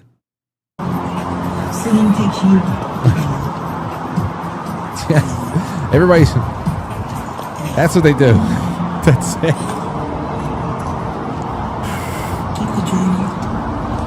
I don't know what they're doing, guys. Yeah. I don't get what's going on, but they're all laying in the road again. Many of them are naked, and it's just the way it is. You know, you give, especially most of the 99.8% of them are white liberals over there. You give white liberals a noble reason to show their cooter in public. Just go ahead, give them a reason. They want so badly to be naked in front of other people, and just remember, this is what slugs like Destiny are referencing when they say that things were more peaceful under Biden. You know, people weren't protesting under Biden because when faced with any moderate political opposition at all, liberals not only can't stay out of the streets, they can't keep their clothes on while they do it. And of course, it's not them, it's us. That's what it comes down to. It's nuts. It really is. Here's one more before we bring on Tony Arterburn. Don Lemon was on the street. He's doing his man on the street thing right now because the only way that he can get in front of an audience is to actually harass people one by one. And in that moment, that's his audience. Well, if you were to tell Don Lemon that your economic prospects under Donald Trump had improved or your economic prospects under Joe Biden had declined, he would not physically be able to control himself and tell you that you're wrong. That's not the way it was. Okay. And here he is talking to a woman in Chicago about illegal immigration, and he's so desperate to make everybody wrong that he's talking about how misdemeanors are not crimes. And take a listen to this. Okay, crossing the border illegally is not a crime? No, it's not a criminal act. Okay. It's a misdemeanor. So why are they being sent back and saying that they're... A misdemeanor is not a criminal act. Breaking the law. That's the point. Okay, as somebody that actually... We don't know if they're breaking the law because they won't tell. There's no due process. Where's the evidence? That's the whole point. And if they are breaking the law, most people will say, okay, then they need to go if they're criminals. He's trying not to beat her with the microphone right now. This is, I mean, I can't believe he actually published this, but he's not known for his smarts. But if they're not, why are they being rounded up and sent out? Especially when he promised to deport the criminals. And now he's not doing that. If you're here illegally, you have committed a criminal act. Your introduction to the country is done criminally. That is your first interaction with the country, is to say, oh, you have laws? Yeah, fuck it. That's the way you introduce yourself to your new home. And he said he said he was going to round up the criminals. Well, they're all criminals, Don. They're all criminals. I mean, I think that there should be prioritization for people who have already committed murders and rapes and whatever the hell else. But, I mean, they're all criminals, Don. New arrivals have got to go back immediately, and new arrivals that are marching there this way need to be deterred. Well, it's not a crime to march, Frank. Anyway, we have a new guest coming on. His name is Tony Arterburn of Wise Wolf Gold and Silver. He is a good friend of mine, good friend of the show. He created QuiteFrankly.gold, which many of you guys are buying. Has become your gold and silver providers. He created the Wolf Pack programs where you can get monthly buys of gold and silver and whatever is comfortable for you. And many of you, thank God, got in before silver was $52 an ounce. And he's on the road right now, but he made some time for us because it's been a while. Tony, how you been? Been doing great. It's good to see you again, Frank. It's very good to see you, man. It's very good. Whoa, holy shit, you're huge. You're close. Let me back up. Wait, no. No. This is my fault right here. It's the first time I've done a show on my iPad, and I told you I was on the road. I finally got enough time to get to my gym here in the Ozarks. I own a 24-hour gym. I'm in the back office now, so I made it just enough to the gym. Well, that's good. That's good because I mean I think we're doing good time over here, and I just spent a lot of time with. And anytime I'm in the Ozarks, I want to work out there, but I just love that. Great, good, because I'm going to need a spotter. I just had my friend Robin McCutcheon come on. She's an economics professor. We had a wonderful talk about things that are going on, the way she sees them. And now you're coming at this from a similar standpoint. You are in economics yourself, but you are a physical dealer in these precious metals that people have been told for a while is going to be a hedge against the crazy, tumultuous world that we might be living in over the course of the next couple of decades. And here we are in a situation where it's unprecedented from everything I read, because not only is gold moving upward in a crazy way, but silver is now keeping pace with it. And usually that's not the case. How do you read that? Because everybody has a different theory. I want to know what you see. Well, I think the catalyst for this event in silver, Frank, really goes back about a year ago when Russia, there was this little announcement that they made that they were putting silver in their strategic reserve asset layout. And I thought, wow, that's massive news. And as soon as they did that, a lot of the physical markets started to change. I started to observe a lot of the contracts getting called. And then, of course, Trump coming in and the threat of tariffs and the unknown, kind of the fear, uncertainty, and doubt, the FUD, the unknown of what was going to happen to physical precious metals being tariffed on the way back into the United States. A lot of these physical vaults were drained overseas that had been used as collateral for paper. So it's estimated that for every 250 ounces of paper silver that are traded on the market, that only one actual physical ounce exists. Yeah. Now, that's an impossible metric to prove, but silver bugs have been saying this for decades. And as a matter of fact, I was on the David Knight show about a week ago, and we just got to talking about when's the last time silver and gold had the correct ratio, which is about, the United States was founded at a 16-to-1 ratio, which means it takes 16 ounces of silver to make 1 ounce of gold.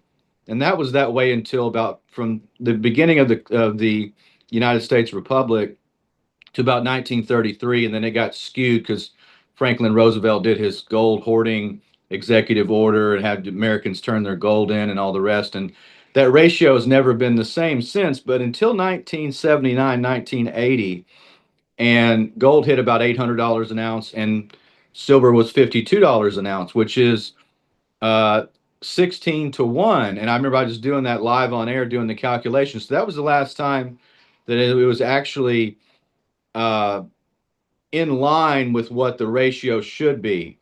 And after that, you had Reaganomics, and you had, the stock market boom, and you had the 90s, and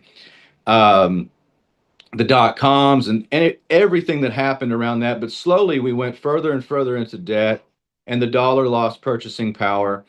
And I think a lot of what's happening now is this perfect storm of inflation, loss of purchasing power in the dollar, and then these bullion contracts that are no longer being able to be papered over because there's the physical demand for silver. The calling of the contracts is going on. So it's that perfect storm that's hitting. As a matter of fact, today, October 13th, is the all-time high for the white metal, and it took my entire life. It took 45 years, and there's no other commodity that I know of that I've looked, and there's no other commodity that took 45 years to hit an all-time high. Well, what do you... all I'm seeing is, obviously, like I was talking about with my first guest, is that there's this crazy dichotomy going on because average people have always seen, if they're doing their research and know their history, they've always seen precious metals or anything physical. The land is even in that category as a store of value, something that you hold on to. If the worst happens, at least you'll have that hill of beans to maybe reconstitute yourself whenever a new system comes into place, and you have something to barter with at least. And so, you know, there you have your gold bugs, your stackers, people who are just buying, you know, junk silver dimes and all that, and just doing a little whatever they can with the money that they've got. But this is all so crazy because we're seeing that so much of the buying that is going on is happening with national governments all over the place. And it's making a lot of people wonder what the hell. And the fact that silver is, like you said, it's commensurate in growth. You wonder how much more it's going to be fully depressed by all of that issued paper. But I just wonder, you know, what wins out in that scenario, because it's you know, you have governments going for it and little people going for it. And you know, when government needs it, they have no problem just mandating that you turn it over. Well, that's a key point. We are in an era of institutional buying, central bank buying, government buying, and the retail sector now, if you're a Wolfpack member and you're getting your monthly subscriptions, you're doing really well because you probably started long before this happened. And I think that's great. I love that because we've been in business for the subscriptions since 2022. So everybody's up on that. But those are my main retail buyers right now. So I have 2 different shops in 2 different states, and people aren't walking in and buying silver, but the prices continue. I mean, there are some, but not like it used to be. The prices continue to go up and up and up and hit all-time highs. And I think that is the cracking in the system, is that the era of paper, silver, and gold perhaps is on its way out because trust is diminishing. And, you know, you need, you know, the dollar even says, "In God we trust," and there's trust on the so-called money, which is fake. You know, fiat currency is not based on anything. It's just fiat means by decree. So I think around the world, you're seeing this departure from old institutional dollar hegemony to who controls the commodities. And that's a race towards rare earth minerals. It's a race towards gold. It's a race towards silver now. So that's what the average person is seeing, these prices. And they're like, well, I'll wait for the prices to fall. I'm not sure that they will. There probably will be some sell-off or something like that. But there's a squeeze on silver. I think last year it was almost 300 million ounces that were a deficits. And there have been hundreds of millions of ounces every year that are deficits on what silver has been ordered for, just in the industrial side. So I don't think that we're going to see silver fall back down to where it was after 2011. Last time it hit $50 was 2011. It didn't quite hit that $52.50 mark that it did in 1980, but we passed that today. And yeah, the interesting thing, I was talking to a trader at the trading floor in Dallas, and I was going to sell them some silver on Friday. This is a little inside baseball. And I called him up and I locked the trade. And then I said, wait a minute. And I said, you said 70 cents back on spot. And he said, yeah. And so I went and checked my math and I go, that's not 70 cents back on spot. That's under what I bought it for. And he said, we have our own spot price. And I said, when does that ever happen? When you're going off your own futures market? And he goes, yeah, we live in interesting times, Tony. And I look at it, this is another harbinger. These bullion houses are having to sell to somebody. So the prices keep going up, and these like the middlemen are buying, but they're housing it. It's taking longer and longer to get paid. Frank, I don't know if a lot of the bigger gold and silver companies, some of them may have a real financial problem, because you're having to hold on to so much inventory and trying to move it to somewhere else because people are just selling you stuff. As a matter of fact, one of the other companies that I sell to stopped buying certain types of silver at any price. So we're still open, we're still buying, but it's a limited pathway. So the key here is silver's not going to have this massive sell-off, I don't think, because the paper markets are so disoriented right now. Mm-hmm. And so that papering over back, this happened, Frank, in 2021. At the beginning of 2021, they tried to push physical silver prices up, the Reddit raiders, all the people that did the Wall Street bets and all that stuff. And it sold out of silver all over the country, but the price of silver went down the next day because the paper market sold off 1.3 times the annual supply in one day. They didn't do that this time. So it's just, again, I think that there's something putting pressure on the need for physical that we haven't seen in the past, and it's really not coming from the retail sector of the average person, which I think if you have this knowledge, it's beneficial to the average person. I'm reading right here. This is from Yahoo News Finance. Benchmark prices in London have soared to near unprecedented levels over New York. Traders describe the market where liquidity has almost entirely dried up, leaving anyone short spot silver struggling to source metal and forced to pay crippling borrowing costs to roll their position to a later date. And the squeeze has become so dramatic that some traders have rushed to book slots in the cargo holds of transatlantic flights for bulky silver bars, an expensive mode of transport typically reserved for more valuable gold, to profit off of the massive premiums in London at the moment. So there's no modern day equivalent to the Hunt brothers trying to corner the market today, traders and analysts say, pointing instead to a combination of factors that have sent prices soaring. Quote, I have seen nothing like it. What we are seeing in silver is entirely unprecedented, said Anant Jeta, a chief executive officer at Greenland Investment Management. There's no liquidity available currently. So you still have a store of silver that you are selling for the people out there, right? As a matter of fact, some people came in today and sold off a big chunk of gold jewelry and converted it all into silver. And because they were standing right there after I bought a load, I sold it to them at spot. Wow. Now I don't think I've done that in that amount since I started my business. But the premiums, like for selling stuff on the back end, it's hard to keep pace with the metrics. Matter of fact, I have both my physical locations. They have to call and text me now before every transaction, because we're going to change prices within the middle of that. And so it's not like you just used to. We used to set prices in the morning, and that was pretty stable throughout the day. So I was selling stuff at spot today.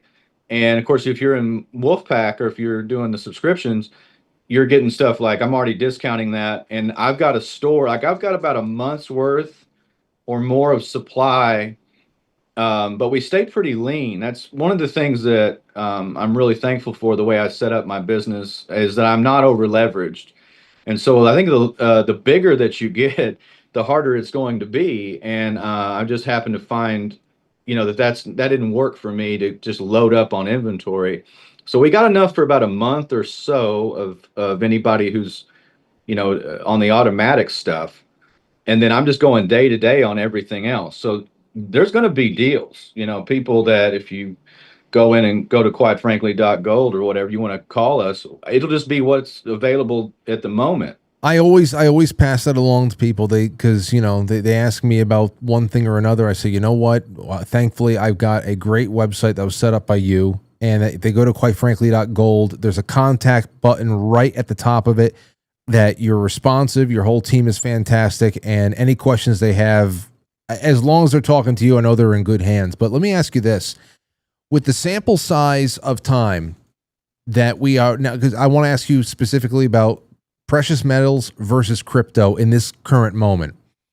With the small sample size of time that we have, and I'm talking over the course of about 10 years now, that we have been observing both the behavior of crypto and precious metals at the same time, what relationship do you see them now starting to have with each other and with the dollar? Does crypto tend to act as a complement to gold and silver in the way that it reacts to the strength or weakness of the dollar in global marketplaces, or are they adversarial in some way? Do they all do different things? What is it? Well, that's a really good question because I think it's changed over time. And I look at companies like Tether that are with the stable coins, and they're investing in gold mining. They're investing in physical gold bullion. So a lot of the other the stable coins are doing the same thing. So there's this, even, El Salvador with their massive Bitcoin holdings also went into gold. I think they flow together. But if you look at the price of Bitcoin today, it was under 120,000 again. And I mean, by the way, I mean, that's $100,000 Bitcoin is a massive achievement. It will continue. I think Bitcoin will continue to have a story to tell, and I think it will continue to gain market share and adoptability. That's why I'm also in Bitcoin. As the U.S. dollar wanes and they lose more and more of the market share, de-dollarization continues, adoption continues on stable coins, on Bitcoin, things like that. I think that crypto has a massive opportunity there that will most likely happen because of the digital society that we're in. But when you add in the fear, uncertainty, and doubt, you look at look at the black swan events like Trump's tariffs back in the beginning of this year, or you look at the 100% tariff he wants to place on China for incoming Chinese goods, or whatever, however long that lasts, or just the threat of it. That's economic warfare. So that doesn't bode well for things like crypto that require cross-border payment systems and cooperation and a global economy, whereas gold and silver, being physical bullion, is a hedge against war, is a hedge against economic collapse, against uncertainty in general. So, which one's better? I don't know. It's funny. I rebranded my Texas location in Denison as Wise Wolf Gold Silver Bitcoin, and I don't think anybody else. I at least an old Bank of America branch bank. And it has the drive-through and everything. Wow. It's funny. Like it's the smaller location, but I put my office in there, and I'm putting a studio in there, and it's a lot of fun. We're gonna have the drive-through, but I'm the only gold, silver, Bitcoin place with a drive-through, I think, That's in America. awesome. You should serve coffee too. I'm gonna bring my coffee back. That's funny that I have a coffee deal I was gonna bring back, but there's an opportunity for those things to flow together. What you got to put into perspective is that the monetary system of the world is changing hands, and things are flowing away from the West, and they're going eastward in so many ways, especially things like gold and commodities and rare earth minerals and stuff like that. The de-dollarization process is going to get pretty ugly. Yeah. So I think they all flow together. The volatility, though, hurts Bitcoin. The uncertainty hurts Bitcoin, as we've seen, more than it hurts gold. Gold, it just, throughout human history, has always been money. Yeah. Yeah. Well, and I also, to your point about the rare earth minerals, I just saw headlines earlier today or yesterday about the Pentagon just going ahead with a $1 billion critical mineral infrastructure or buying. So the Pentagon out of defense spending is going out there and buying all that stuff. Yeah, they're buying shares in lithium mines, and they got a 10% stake in Intel to compete with China. Yes, I mean it's a race for rare earth minerals. That's why China has the Belt and Road Initiative. They've been working on that infrastructure for a long time now, and Africa has been a big hub for them to acquire more minerals and things. We've just been on a fiat system so long, Frank, and I think the markets are overbought. I think they're inflated. I think we're in a big bubble on pretty much everything else. But I'm myopic. I just kind of stay on the gold, silver, Bitcoin. I look at that Intel every single day, and they have a tiny market share. I mean, Frank, the world economy is about 500 trillion or something in supposed assets. I don't believe that number, but let's just say that that's true. Bitcoin has a $2.5 trillion market cap. Silver has probably a 1.8 trillion market cap, something like that. That's what it was last year. And gold's about a 20 trillion. out of hundreds of trillions. So the actual three things that could constitute money don't have this giant lion's share. It's a small part of the graph. Yeah. So there's a lot of room to move on price fluctuation. But when you have the threat of war and cross-border payment uncertainty and all the rest of that, there's no telling where these prices can go. They could go, I mean, it could have a flash crash too. Things can happen that way. That's why I don't, I tell people just dollar cost average. Remember that gold and silver are money and the dollar is not. And when you know that, and you look at human history, you're going to see that, you're going to be better off saving in something that is finite than you're going to be saving in something that's infinite. The dollar, how many dollars are there? The answer is more. There's just going to be more dollars because we have no fiscal discipline in this country anymore. It's just completely, it's not a political issue anymore. They just print more currency. Yeah, that's it. Well, I had to bring you on. It was great that we can just do like a big economic gold and silver night with you and Robin McCutcheon, because it's big news that doesn't seem to be going away, because this trend for both silver and gold has been going on for a couple months now, and it's got a lot of people turning their heads who usually don't pay too much mind about it at all. But thank you, Tony Arterburn. That is QuiteFrankly.gold. Get in touch with Tony and his staff through QuiteFrankly.gold. Get on that. Get on the Wolfpack. The Wolfpack program for whatever is good for you. He's going to send you a little bit of everything. Keep it varied every month or whatever. And not only that, but in a couple of weeks, we're talking November. It's time for people to start buying. So it's going to be harder this year because Yes.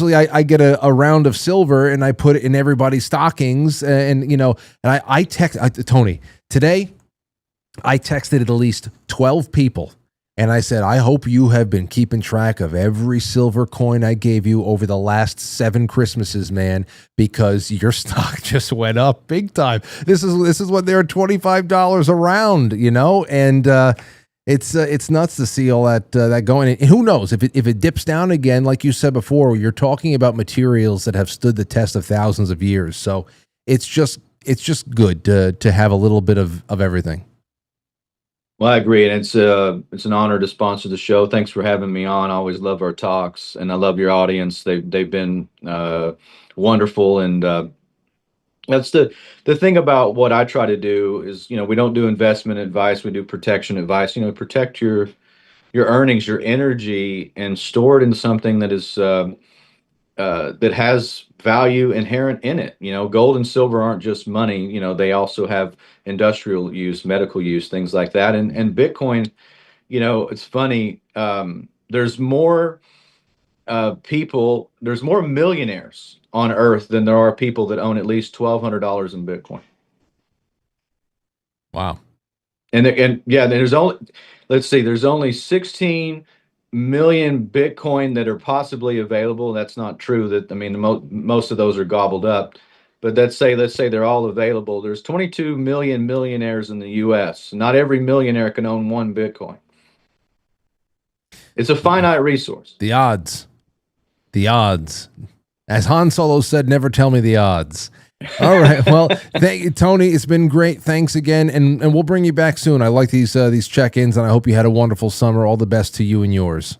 You too, brother. Appreciate you. All right. There you go. Tony Arterburn from the road, QuiteFrankly.gold.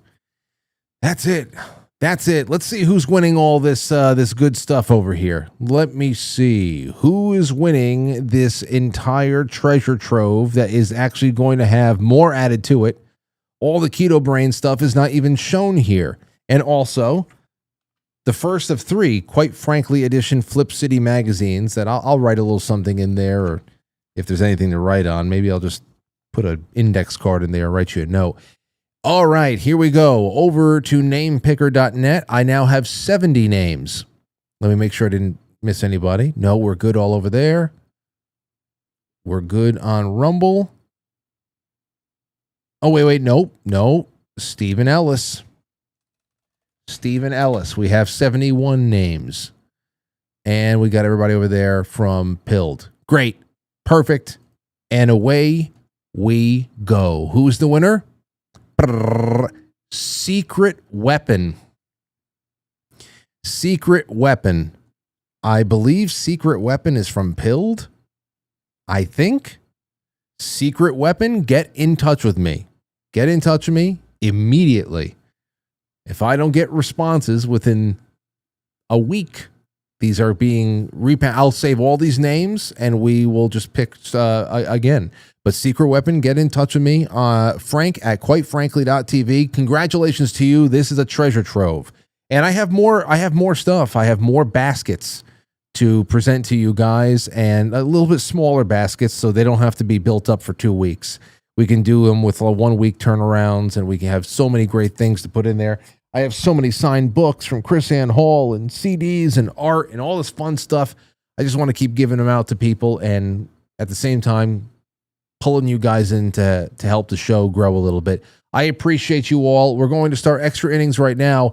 We are at 102,997. Oh. 2 hours. Hey, we got close. We got close. Is there 3 people in the audience right now who's watching on YouTube in particular who is not, who just hit subscribe? There's got to be 3 people who are not subscribed. There has to be. Anyway, it's 9:01, and it's still a great achievement. Great achievement. But hopefully by tomorrow night, 7:00, we'll be at 103. It'll probably be 995. That's what it's going to be tomorrow. 102,995. We're going to slide back a few. That's what's going to happen. You can mark it down, my friends. I put it here first. All right. On the other side of the end credits, we will be at pilled.net, and we've got some wonderful after-hours stuff to do, and I can't wait to do it with all of you. I'm going to be dropping that link into the chat room right now. Go ahead, and I will see you there. Thank you so much, everybody, and I'll see you tomorrow night, 7:00. We've got a great show lined up for you, and more on Wednesday, and even more on Thursday. You'll see. I'll catch you on the flip side.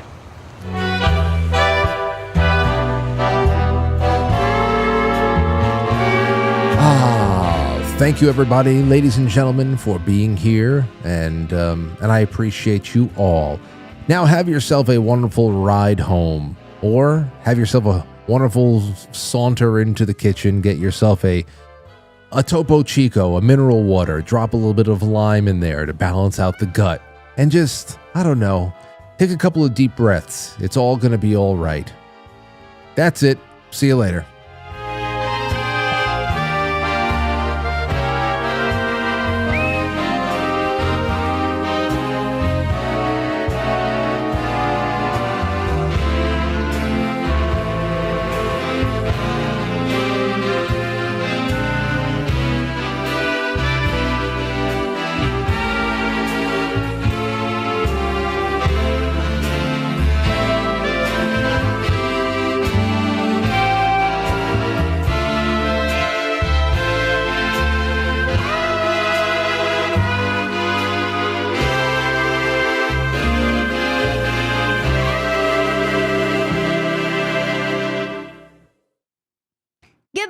All right, that's it.